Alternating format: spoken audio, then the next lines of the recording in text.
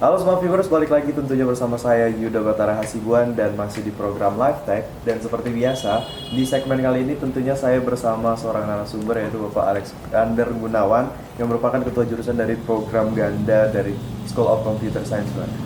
Halo Pak Alex, apa kabar? Halo, apa kabar Mas Yuda? Nah, di kesempatan kali ini kita pengen ngobrolin tentang Geo AI ya Pak? Geo AI ya. Nah, tapi kan banyak juga orang-orang yang nggak tahu sebenarnya itu apa Pak. Boleh jelasin nggak Pak sih? Oke, terima kasih Mas Yuda.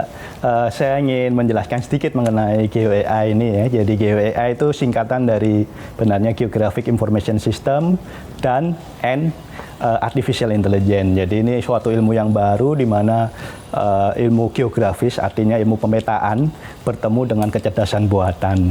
Jadi di sana kita bekerja dengan data-data spasial, data-data mengenai permukaan bumi yang asalnya dari drone, dari UAV atau dari satelit, dan kemudian kita analisa dengan menggunakan kecerdasan buatan, terutama dengan menggunakan machine learning, sehingga kita mendapatkan banyak informasi yang penting mengenai informasi spasial tersebut, Mas Yuda. Oh, oke Pak. Tapi kalau kita berbicara tentang teknologi di Geo AI ini, apa aja sih Pak manfaatnya? Seperti apa gitu?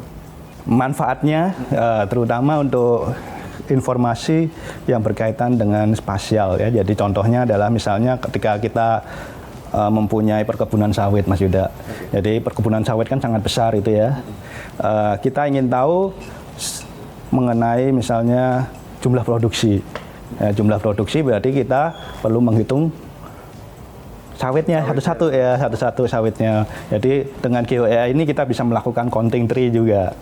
Ya gitu. Jadi selain itu, selain bisa menghitung jumlah produksinya, kita juga bisa mengamati tingkat kesehatan sawitnya. Jadi di sini untuk pemeliharaan juga ya, jadi perkebunan yang sangat besar, itu kan kita nggak tahu mana yang sehat, mana yang enggak, trinya, kelapa sawitnya itu ya. Jadi kita perlu memantau dengan menggunakan drone, kita mendapatkan datanya, kemudian kita menggunakan artificial intelligence untuk mendeteksi apakah sawit ini sehat atau tidak, gitu aja. Oh, menarik ya, berarti bukan cuma pemetaan secara geografis, bahkan juga untuk yang kayak tadi ya Pak, trinya berapa dan berapa yang akan dihasilkan, sel atau enggak gitu ya Pak. Tapi Pak, boleh jelasin nggak sih Pak, ini yang menarik nih, ada yang bisa ditunjukin itu. Nah, itu apa yang dikerjain sama Bapak dan Binus mungkin?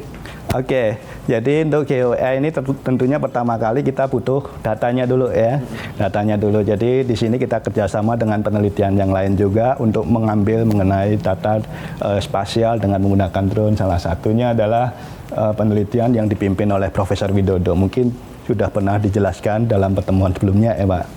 Oke, jadi setelah datanya dulu dapat, data spasialnya dapat, data spasial ini bisa dari drone atau kita bisa dapatkan dari satelit langsung, Mbak. Oke. Dari satelit langsung, kita bisa memanfaatkan apa yang disebut dengan artificial intelligence ya di sini, artificial kecerdasan buatan itu jargon secara umum, tetapi yang tentunya adalah yang salah satu bagian dari artificial intelligence yang kita paling manfaatkan disebut dengan machine learning. Ya. Jadi dengan machine learning ini kita bisa mengambil informasi dari image, dari gambar yang didapat. Ya salah satunya adalah tadi kita ingin mengamati kesehatan tanaman. Ya ini adalah salah satu proyek yang kita lakukan. Jadi menghitung tumbuhan sekaligus kita mendapatkan data mengenai kesehatan tanaman tersebut. Contoh yang lain apa?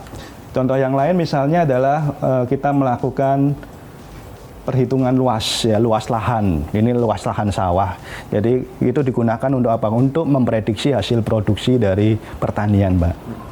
Kemudian manfaat yang lain misalnya yang sudah kita lakukan adalah untuk prediksi mengenai bencana.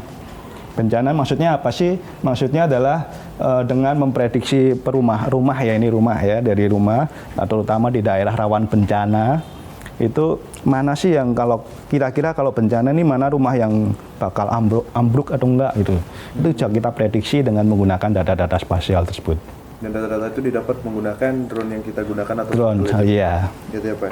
Tapi Pak, kira-kira dalam proyek ini nih, ada nggak sih teknologi baru yang dikembangkan atau dikerjakan? Oke, teknologi baru, wah ini sangat menarik sekali teknologi baru karena kita berkaitan dengan apa namanya hal yang terdepan di dalam machine learning, yaitu deep learning istilahnya. Jadi kalau kita belajar machine learning atau artificial intelligence, sekarang yang terdepan adalah ilmu yang disebut dengan deep learning. Ya, untuk memecahkan masalah-masalah tadi, kita mengembangkan banyak sekali algoritma yang berkaitan dengan deep learning ini, terutama untuk menganalisa image tadi. Ya, image kan besar, image-nya banyak. Bagaimana sih supaya kita mendapatkan informasi di sana? Kita harus mengembangkan suatu algoritma khusus. Jadi algoritma ini misalnya tadi untuk menghitung luas dari melakukan segmentasi dari gambar, kemudian menghitung luasnya. Seperti itu. Tapi Pak, aku jadi penasaran nih Pak. Misalnya ini proyek ini udah selesai belum sih Pak? Kita masih berjalan terus ya. Jadi asal mula proyek ini sih mula-mula tentunya dari penelitian ya, dari hibah penelitian. Jadi pertama kali dulu saya dan tim, terutama dengan Pak Edi dan Pak Prof. Widodo, kita mendapatkan hibah Insinas. Jadi ini hibah yang dari Kementerian Ristek, Riset dan Teknologi yang dulu sebelumnya. Jadi waktu itu kita dapat hibah setahun untuk mengembangkan suatu algoritma. Kemudian setelah selesai hibah ini kita juga melanjutkannya dengan hibah yang dari Dikti. Ya, dari Dikti kita dapatkan lagi, terutama untuk perhitungan luas lahan dan juga untuk kesehatan tanaman tadi. Oke. Nah ini Pak, kalau kita berbicarakan tentang penelitian, pasti kalau nggak ada tantangannya nggak asik nih. Ini tantangan yang paling sulit ya. Bukan gitu. Paling sulit tentunya memecahkan masalah tadi dengan membuat algoritma deep learning-nya itu sulit itu. Jadi tidak hanya cukup sekali kita jalan, karena deep learning ini mungkin saya perlu jelaskan deep learning ya. Deep learning itu adalah suatu ilmu di komputer di machine learning atau di kecerdasan buatan tadi yang berusaha meniru otak manusia, cara kerja otak manusia. Jadi dengan membuat neuron-neuron dan lain-lain gitu ya. Yang detailnya mungkin di luar konteks ya. Tetapi untuk mengimplementasikan deep learning, komputernya harus khusus kita. Jadi kita harus mempunyai komputer dengan spek khusus yang harus tinggi, bisa komputasinya tinggi, dan mempunyai GPU, Graphic Processing Unit juga. Dan itu tentunya kita dapatkan komputer ini, mau tidak mau kita butuh dana budget ya, yang kita dapatkan dari hibah-hibah penelitian tadi. Selain itu, untuk mengembangkan algoritma kita juga membutuhkan banyak pengetahuan baru kan ya. Yaitu tentunya kita harus update pengetahuan yang terus-menerus berjalan terus ya. Jadi ini ilmunya sebenarnya deep learning ini masih baru Pak. Masih baru. Jadi mulai berkembang itu sekitar tahun 2012 ya. Jadi sekitar 8 tahun dari sekarang ya, berkembang, dan kemudian sekarang menjadi senjata utama di dalam kecerdasan buatan. Jadi kecerdasan buatan kalau nggak pakai deep learning kurang jos sekarang istilahnya. Oke.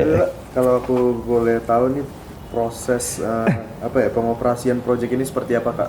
Mulai dari kita harus nerbangin drone-nya atau gimana, mungkin boleh ceritakan? Oke. Jadi kalau Geo AI sendiri biasanya kita asumsikan datanya sudah ada. Jadi kalau penelitian mengenai pengambilan data itu penelitian yang sebelumnya pemetaan istilahnya ya, pemetaan. Jadi istilahnya datanya itu sudah kita punyai, bisa dari data primer, artinya kita menerbangkan drone sendiri, mengambil peta sendiri, mengambil gambar sendiri, atau dari data sekunder kita bisa akses langsung data dari satelit. Oke, setelah data itu kita dapatkan, tentunya kita harus proses dulu kan ya, nggak bisa langsung kita kita gunakan gitu ya. Jadi kita proses, kita pre-processing dulu, kita potong-potong gambarnya, kemudian kita tujuannya buat apa sih? Misalnya tadi untuk menghitung tanaman gitu ya. Jadi kita perlu melakukan pengambilan data. Jadi pengambilan data dulu. Jadi kita crop kecil-kecil, kita ambil datanya, dan kemudian kita anotasi, kita lihat cara manual dulu ya. Baru kemudian kita lakukan training. Ya, training itu dilakukan di atas algoritma deep learning yang kita kembangkan tadi. Ini training ini kadang-kala bisa lama, tergantung jumlah datanya, bisa bisa dari jam, dalam arti waktu trainingnya 1 jam, 2 jam, bisa juga 1 minggu, tergantung jumlah datanya. Oke. Jadi itu kesulitannya mungkin di situ, dan ketika selesai itu belum mesti langsung jadi gitu ya. Jadi perlu iterasi lagi, perlu perbaikan lebih lanjut ya, kesulitannya di situ Mas. Banyak error dan lain sebagainya. Iya Pak. pasti. Nih Pak, mungkin ini jadi pertanyaan terakhir juga Pak. Kalau saya ngobrol sama Bapak ini, kayaknya saya pengen tahu lebih dalam lagi teknologi ini berkembangnya seperti apa gitu. Nah, ada nggak sih Pak pesan-pesan buat mungkin smart viewers atau mahasiswa BINUS khususnya agar mereka lebih aware tentang teknologi gitu? Jadi teknologi ini sangat penting sekali ya. Kenapa sih ya? Karena ini berkaitan dengan data, informasi. Informasi kan kita dapatkan dari data ya. Sedangkan data spasial itu jumlahnya sangat besar. Ya, yang kita dapatkan dari satelit. Satelit kan muter terus itu ya di bumi dan mengumpulkan banyak data. Itu sekarang berkembang suatu ilmu yang dinamakan big data ya. Karena data spasial udah datanya berupa image, jumlahnya banyak, tiap hari dikumpulkan terus. Ya, namanya sehingga disebut dengan big data tadi. Nah, untuk menggali data atau memanfaatkan data tersebut, kita memang membutuhkan suatu ilmu yang disebut dengan data science tadi. Ya. Kalau datanya image disebut dengan spatial data science. Jadi pesan saya sih supaya mahasiswa atau kaum muda itu paham mengenai nilai dari data tersebut. Ya. Nilai dari data ini banyak sekali kita temukan dimanapun ada, baik sosial media maupun tadi dari satelit tadi. Sebisa mungkin mereka menemukan manfaat dari sana, menemukan peluang-peluang bisnis dari sana, sehingga mereka bisa mengantisipasi apa sih yang ada di depan gitu loh. Ya, apa sih yang ada, misalnya kalau tadi kita belajar mengenai GOE, ternyata sangat penting sekali bagi perusahaan kelapa sawit, sehingga kita banyak bekerja sama dengan mereka, misalnya seperti itu, Pak. Berarti lebih ke ini Pak ya, bisa menentukan peluang. Iya, menemukan peluang. Era kedepannya seperti apa gitu ya Pak ya. Pak Alexander, terima kasih udah mau ngobrol-ngobrol, udah mau ceritain juga proyek apa yang sedang dikerjain. Semoga sukses terus dan proyeknya dapat berjalan dengan lancar ya Pak. Terima kasih banyak Mas Yuda. Smart viewers, tentunya saya sudah selesai berbincang-bincang dengan Bapak Alexander Gunawan, dan di segmen berikutnya pastinya saya akan memberikan tips dan tutorial untuk Anda. Jadi tetaplah bersama kami di Live Tech.